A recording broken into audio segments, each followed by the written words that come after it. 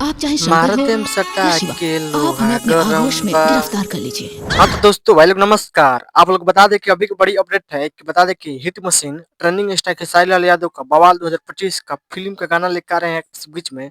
जिस फिल्म का टाइटल है रिश्ते, उसी मूवी के एक बवाल गाना फाइनल पोस्टर आ गया है। आप लोग मेरे स्क्रीन पर देख रहे होंगे।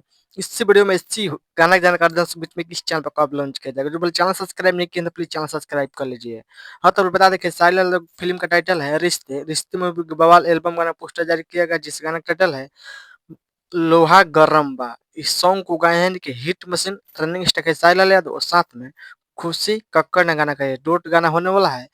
यो गाना भोजपुरी अपन से खुद दुलार मिले बवाल गाना होने वाला लोहा गरम बा। और बता दें कि इस गीत को लिखे हैं यानी कि राइटर कृष्णा बेदर्दी, और इस गाना में म्यूजिक भी दिया है कृष्णा बेदर्दी ने। बवाल गाना होने वाला है।